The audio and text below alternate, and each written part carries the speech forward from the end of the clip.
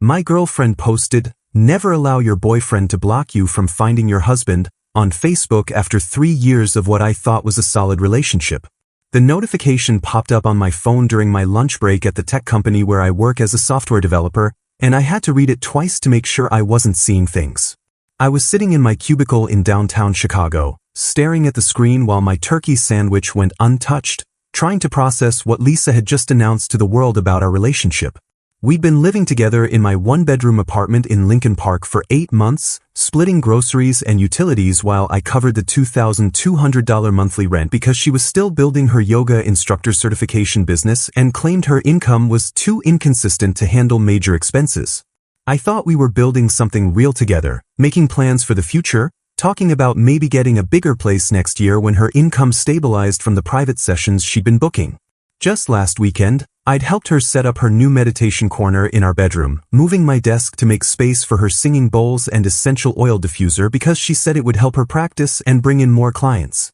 But apparently, while I was reorganizing my living space to accommodate her dreams and planning our shared future, she was advertising to her 800 Facebook friends that I was somehow preventing her from finding her actual future husband. The post already had 12 likes and several comments from her girlfriends with heart eye emojis and "Yes Queen" reactions, treating this like some empowering revelation instead of what it actually was, a public humiliation of her boyfriend of 3 years who'd been nothing but supportive of her career transition from retail management to wellness coaching. I clicked on the comments section and saw her friend Rachel had written, "Finally, you deserve so much better, babe," and another friend had added, "He's been holding you back from your true potential," which was particularly rich considering I'd paid for half her yoga teacher training program just 4 months ago. The casual cruelty of it hit me like a cold slap, the way she turned our entire relationship into a Facebook post designed to make me look like some controlling obstacle standing between her and happiness,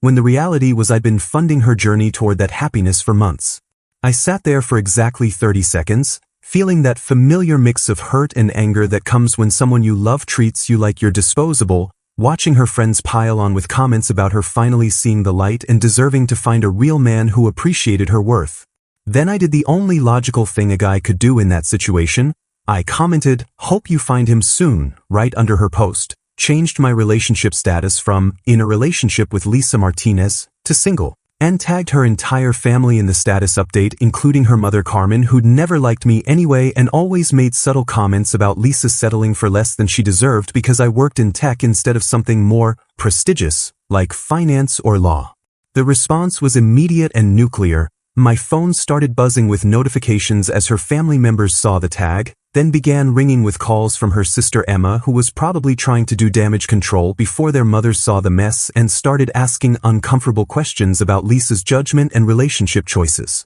I watched Lisa's post disappear from Facebook within 4 minutes of my comment, but the screenshot notifications kept coming as people had already captured the drama for posterity and were probably sharing it in private group chats with captions like, "Girl really thought this was a good idea."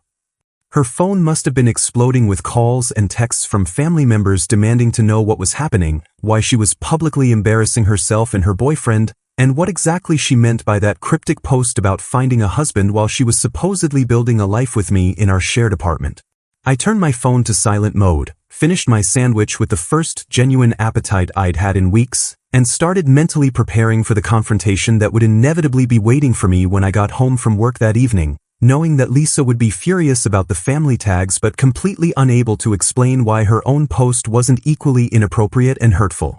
I arrived home to find Lisa sitting on my couch in our shared downtown Chicago loft, mascara streaked down her cheeks and phone clutched in her hand like a weapon, ready to unleash 3 hours worth of built-up fury about my social media response. "How could you humiliate me like that in front of my entire family?" she screamed before I'd even set my laptop bag down, her voice echoing off the exposed brick walls of the apartment I'd been paying for while she figured out her career path. "You tagged my mother, Connor. My mother who already thinks I make terrible decisions."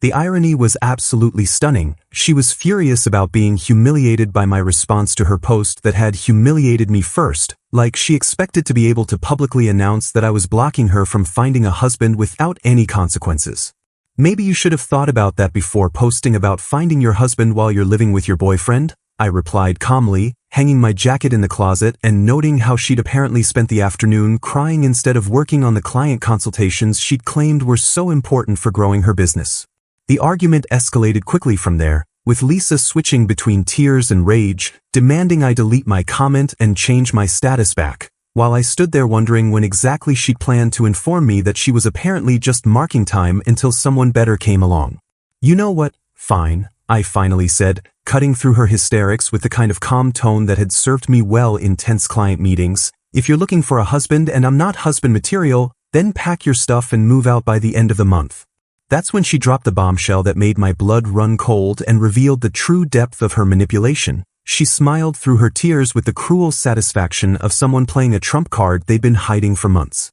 "Actually, Connor, I can't just move out," she said, wiping her eyes and straightening her shoulders like she was about to deliver a business presentation, "because I added my name to the lease 6 months ago when you renewed it, so legally I have just as much right to be here as you do." The words hit me like a physical blow, and I felt that sick feeling in my stomach that comes when you realize you've been thoroughly outmaneuvered by someone you trusted completely. I stared at her, processing the implications while she continued with obvious satisfaction. "I forged your signature on the lease renewal paperwork and sent it to the building management myself while you were at that work conference in Austin, so technically we're both on the lease now and you can't just kick me out because you're having a tantrum about my social media posts." The revelation that she'd been planning an exit strategy for months while I paid most of our shared expenses sent me into the kind of cold rage that makes you feel completely detached from your own emotions. "You forged my signature on legal documents?" I asked quietly, my voice deadly calm as I pulled out my phone to check my emails and confirm what she was claiming, finding absolutely no correspondence from our building management about lease changes because she'd intercepted and handled everything without my knowledge. "I did what I needed to do to protect myself," she replied with a defiant tilt of her chin, "because I knew you'd probably try to control the situation if I asked you directly about adding my name, and I deserve to have some security after supporting you emotionally for 3 years. The psychological warfare began immediately after that conversation, and Lisa proved to be remarkably creative in her methods of making my life miserable while technically staying within the bounds of tenant law. She started blasting her meditation music and yoga videos at full volume during my important work calls with clients, claiming she had just as much right to use the space for her business as I did for mine, forcing me to take video conferences from coffee shops or beg my colleagues to let me use empty conference rooms. Her book club friends suddenly needed to meet at our apartment twice a week, filling the living room with wine-drunk women who talked loudly about toxic masculinity and how men use financial control to manipulate women, obviously performing for my benefit while I tried to work on complex coding projects that required concentration. The passive-aggressive notes started appearing everywhere, on the bathroom mirror about shared cleaning responsibilities, despite her contributing nothing financially, on the refrigerator about respecting each other's food despite her eating groceries I paid for, and my personal favorite, taped to my laptop about creating a more equitable living situation, from someone who hadn't paid rent in 8 months. The situation reached peak insanity when Lisa brought Marcus home after her Thursday evening networking event, introducing him as her new friend who was a personal trainer specializing in holistic wellness and mindful movement therapy. Marcus was exactly what you'd expect, sculpted abs visible through his too-tight tank top, perfectly groomed beard, and the kind of confident smirk that said he knew exactly why he was there and didn't care about my feelings on the matter. "Connor, this is Marcus," Lisa announced with fake brightness. "He's been helping me develop a more integrated approach to my yoga practice, combining physical training with spiritual growth." I watched them settle onto my expensive sectional sofa to watch Netflix on my 65-inch TV that I'd saved for months to afford, while Lisa fetched wine from the bottle I'd bought for a quiet evening before this whole social media disaster exploded our relationship. "Hope you don't mind me using your home theater system," Marcus said with the kind of casual arrogance that made me want to throw him off my balcony. "Lisa mentioned you're really into technology, so I figured you'd appreciate someone who understands quality audio equipment." The audacity was breathtaking. This guy was essentially announcing his intention to move into my space while I stood there like an idiot, legally trapped by Lisa's forged lease documents and unable to physically remove either of them without risking assault charges. I spent that evening researching tenant law and discovered that Lisa's forgery had created a legal nightmare, But it also revealed her greatest weakness: she'd violated multiple lease terms by forging signatures and could face immediate eviction if the building management discovered what she'd done. I pulled up the original lease documents from my email archives and compared them to the version she'd submitted, finding clear evidence of signature forgery that would be obvious to any property manager with basic document verification training. The next morning, while Lisa was at her yoga class probably telling Marcus about her evil, controlling ex-boyfriend,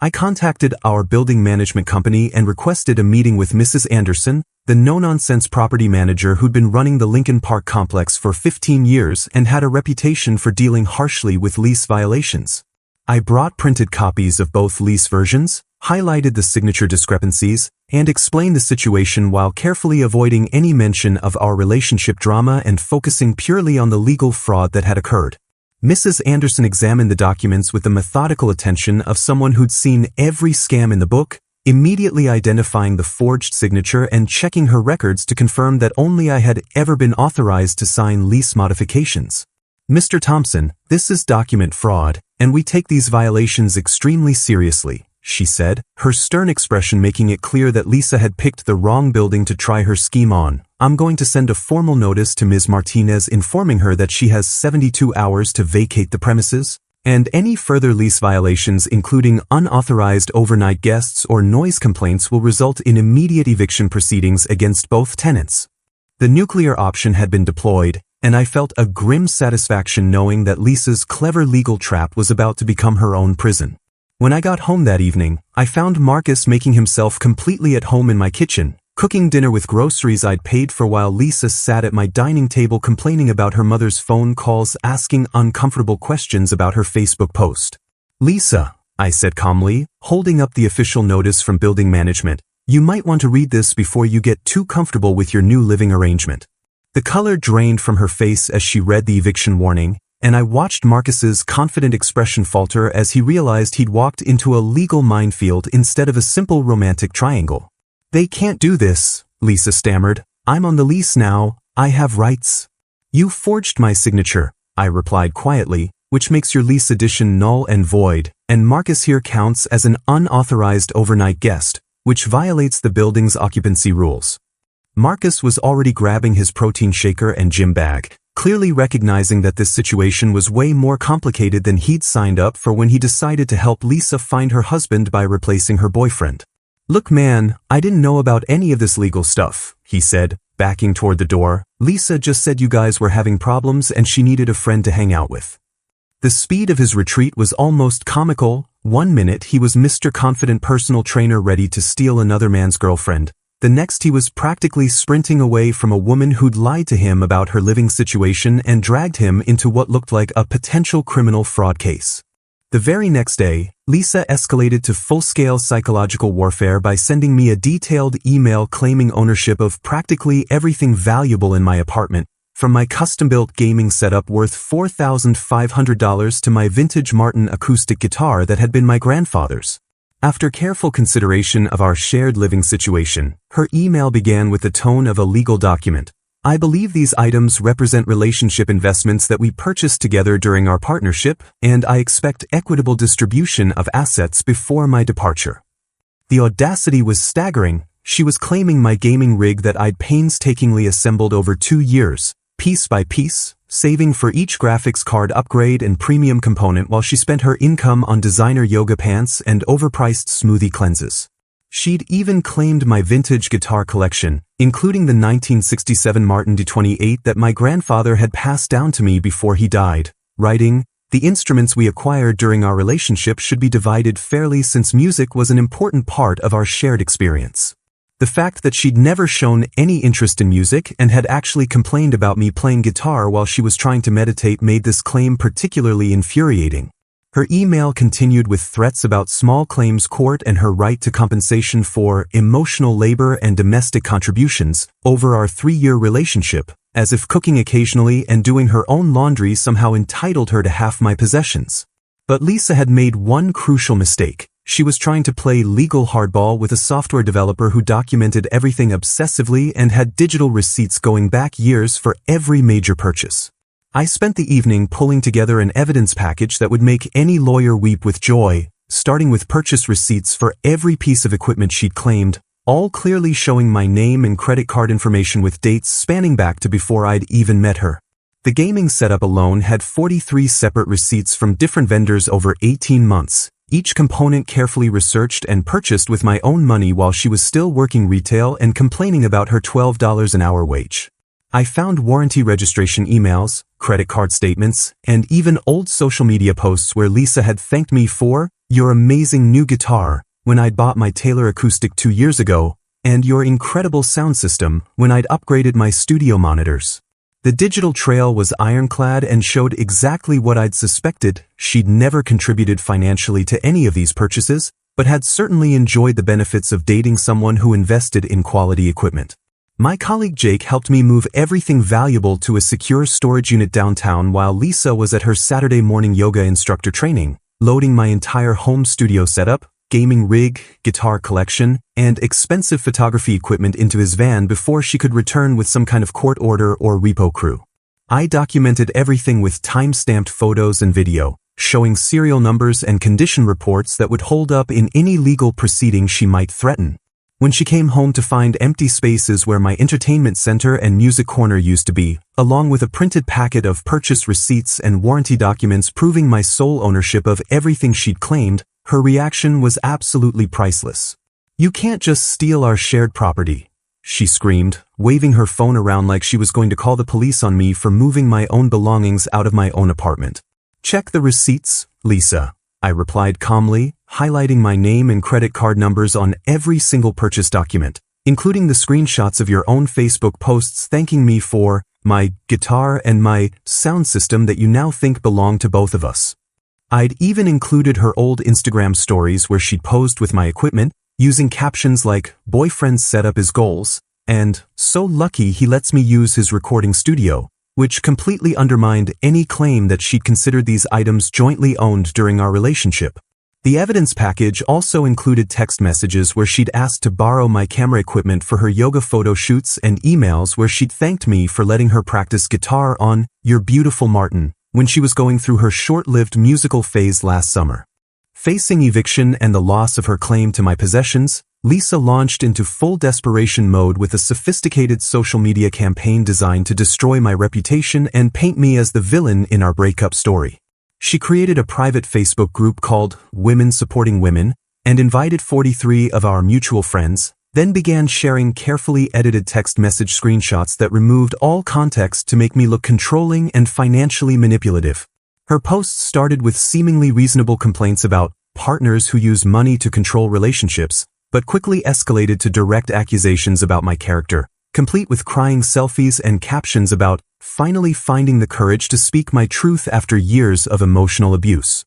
The most damaging post included a screenshot of a text where I'd told her she needed to contribute more financially, but she'd cropped out the part where she'd just spent $800 on designer workout clothes while claiming she couldn't afford groceries, making it look like I was demanding money from someone who was already struggling. She posted tear-filled Instagram stories about recognizing the signs of financial manipulation and how I had supposedly monitored her spending and isolated her from friends, conveniently omitting the fact that I'd paid for her expensive hobbies while she spent her own income on luxury items she couldn't afford. The character assassination was surprisingly effective at first. Several mutual friends started treating me differently, and I noticed people avoiding eye contact when I ran into them at coffee shops or the gym, clearly believing Lisa's version of events without hearing my side of the story. Her campaign included posts about how I'd forced her to depend on me financially by paying for her yoga training, then used that dependency to control her life choices, completely twisting the reality that I'd voluntarily supported her career change because I thought we were building a future together. She even claimed that my social media response to her husband hunting post was evidence of my explosive temper and tendency toward public humiliation tactics, which was rich coming from someone who'd started the entire drama by publicly announcing she was shopping for my replacement. The most manipulative part was how she framed our apartment situation, claiming I was trying to make her homeless by exposing the forged lease documents, while presenting herself as a victim who'd only added her name to protect herself from an abusive partner who might kick her out without warning. But Lisa had made a critical error in her character assassination campaign, She was attacking someone who worked in technology and understood digital evidence better than she did. I'd been secretly recording our arguments for weeks using a voice memo app on my phone, not because I planned to use the recordings against her, but because her gaslighting had made me question my own memory of events and I wanted to be able to review what had actually been said. Those recordings captured Lisa admitting to using me financially, laughing about her plan to trade up to someone wealthier, and even bragging to her friends about how easy it was to manipulate nice guys like me who felt guilty about having more money than their girlfriends. I had hours of audio where she discussed her strategy for the lease forgery, her intention to claim ownership of my possessions, and her belief that I was too weak to fight back against her manipulation because I'd been conditioned to avoid conflict in relationships. The recordings also captured her true feelings about our relationship, including a phone conversation with her sister where she called me a safe backup plan and discussed her timeline for finding someone more ambitious and financially successful before she turned 30. Rather than engage in a public social media battle that would have made both of us look petty, I compiled all the evidence into a comprehensive package and decided to go directly to the source of Lisa's credibility, the people who knew her best and whose opinions actually mattered to her reputation in our social circle and family. Instead of defending myself publicly against Lisa's social media smear campaign, I took a much more strategic approach by sending a comprehensive evidence package directly to her father, Greg Martinez, a respected CPA who'd always treated me fairly and valued honesty above family loyalty during the 3 years I'd been dating his daughter. Greg was the kind of old-school professional who built his reputation on integrity and had zero tolerance for financial manipulation or document fraud, which made him the perfect person to review the evidence of Lisa's behavior without the emotional bias that might cloud other family members' judgment. The package I sent him was methodical and thorough, including the original and forged lease documents with detailed analysis highlighting the signature discrepancies, complete audio recordings of Lisa admitting to the forgery and discussing her manipulation strategies, and financial records showing the pattern of her using me as a personal ATM while contributing nothing to our shared expenses. I included screenshots of her own social media posts where she'd thanked me for my possessions that she later tried to claim as relationship assets, text message threads where she'd openly discussed using me financially, and most damaging of all, the recorded phone conversation where she'd called me her backup plan and discussed her timeline for trading up to someone wealthier. The cover letter I wrote was professional and factual, avoiding any emotional language or personal attacks while simply presenting the evidence and letting Greg draw his own conclusions about his daughter's character and the lies she'd been spreading about our relationship. "I'm not asking you to take sides in our breakup," I wrote, "but I thought you deserved to know the truth about what really happened, especially since Lisa has been telling people I was financially controlling and emotionally abusive when the evidence clearly shows the opposite was true." The response was swift and decisive. Within 24 hours of receiving my evidence package, Greg had called an emergency family meeting that included Lisa's mother Carmen, her sister Emma, and her uncle Roberto, who worked in law enforcement and could explain the serious legal implications of document forgery. I wasn't present for that family intervention, but the results were immediately visible across Lisa's social media presence, which went completely silent for the first time in months as her family undoubtedly confronted her with the evidence of her lies and manipulation. Several mutual friends who'd been avoiding me suddenly started reaching out with apologetic messages, clearly having received clarification from Lisa's family about the real situation, and Lisa's Women Supporting Women Facebook group was quietly deleted along with all her posts about emotional abuse and financial manipulation. The most telling sign that Greg had taken decisive action was when Lisa's sister Emma called me directly to apologize for believing her sister's lies and to let me know that the family was handling the situation internally and that I wouldn't be dealing with any more harassment or false accusations. "My dad is absolutely furious about the lease forgery," Emma told me during that conversation, "and he's making Lisa take full responsibility for her actions, including apologizing to everyone she lied to about you and getting professional help for her manipulative behavior."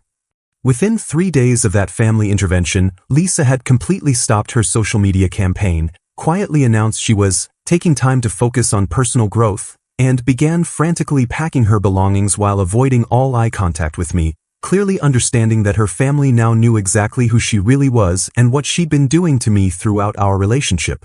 8 months after Lisa moved out in shame and I'd rebuilt my life with a promotion to senior developer, new friendships, and a healthy relationship with Rachel, a brilliant UX designer from my company. I was scrolling through Instagram during my lunch break when I saw Lisa's engagement announcement pop up in my feed. The photo showed her beaming with an enormous diamond ring on her finger, standing next to Marcus, the same personal trainer who'd fled my apartment when he discovered her legal troubles, with a caption announcing their upcoming wedding at the Palmer House Hilton, one of Chicago's most exclusive and expensive venues. The post was dripping with luxury lifestyle imagery, featuring photos of champagne tastings, venue tours, and designer dress fittings, clearly designed to project an image of wealth and success that seemed impossible given what I knew about both their financial situations. I knew Lisa was still working part-time at various yoga studios while trying to rebuild her reputation after her family intervention, and Marcus was a personal trainer at a mid-tier gym whose biggest clients were suburban soccer moms, so the $30,000 plus wedding they were advertising seemed completely beyond their means. My curiosity got the better of me, and a little digging revealed that Lisa had been posting about her family money and how grateful she was that her parents were helping fund their dream wedding, which I knew was complete fiction since her father had cut off all financial support after discovering her manipulation and fraud. The wedding announcement included details about a lavish reception for 200 guests, an open bar with top-shelf liquor, a 7-course dinner prepared by the hotel's award-winning chef, and a live band that charged more per hour than most people made in a month. I remembered the Palmer House from corporate events. Everything there was ridiculously expensive, from the $500 per person dinner minimum to the $10,000 room rental fees, making this wedding easily a $50,000 plus affair that neither Lisa nor Marcus could possibly afford on their actual incomes. 2 weeks before the wedding, I happened to run into Lisa's former coworker Jessica at a coffee shop near my office, and she filled me in on details that made the whole situation even more bizarre and concerning. Lisa's been telling everyone that her family is loaded and they're paying for everything, Jessica said, but she's also been maxing out credit cards and taking out personal loans to cover expenses that her family money supposedly can't handle, and Marcus has no idea about any of it. The pattern was disturbingly familiar. Lisa was using the same manipulation tactics she'd used on me, convincing Marcus that she had family wealth to back up their expensive lifestyle while secretly going into massive debt to maintain the illusion. Jessica mentioned that Lisa had been bragging about how she'd learned from her mistakes with me and found someone who appreciated her worth and wouldn't try to control her spending, which was rich considering she was financing their entire relationship through credit card fraud and predatory loans. On the morning of the wedding, I was working from home when I received an anonymous tip through my work email with detailed information about Lisa's financial situation, including screenshots of maxed-out credit cards, loan applications, and bank statements showing negative balances across multiple accounts. The anonymous source had clearly done their homework, providing evidence that Lisa owed over $85,000 in credit card debt and high-interest personal loans, all taken out in the past 6 months to fund wedding expenses and maintain her fake wealthy lifestyle for Marcus. I stared at this information for several minutes, debating whether to act on it, when I remembered Lisa's original Facebook post that started this whole mess, her declaration that I was blocking her from finding her husband. The irony was perfect. She'd found her husband, but she was about to destroy him financially with the same manipulative behavior that had ended our relationship. I made an anonymous call to the Palmer House financial department, explaining that there might be payment issues with the Martinez-Johnson wedding and suggesting they might want to verify that the final balance had been settled before the ceremony began. I attached Lisa's original boyfriend blocking husband post as context, along with a note explaining that the bride had a history of financial deception and document fraud that might be relevant to their payment verification process. 3 hours later, my phone exploded with notifications as wedding guests began posting confused and dramatic stories about the ceremony being interrupted by hotel management demanding immediate payment of the outstanding $15,000 balance before the reception could proceed. The Instagram stories were absolutely priceless. Videos of Lisa in her $3,000 designer wedding dress crying hysterically as Marcus discovered the truth about her debts, her lies about family money, and her history of using men as financial resources while the entire wedding party watched in stunned silence. Marcus called off the wedding right there in the hotel lobby, screaming about being lied to and manipulated while 150 guests stood around in their formal attire watching Lisa's perfect facade crumble in the most public way possible, and I watched every moment of it unfold through social media from the comfort of my apartment. Feeling nothing but satisfied vindication that karma had finally caught up with someone who thought she could treat people like disposable ATMs, the door, Lisa just said. You guys were having problems and she needed a friend to hang out with. The speed of his retreat was almost comical. 1 minute he was Mr. Confident personal trainer ready to steal another man's girlfriend. The next he was practically sprinting away from a woman who'd lied to him about her living situation and dragged him into what looked like a potential criminal fraud case.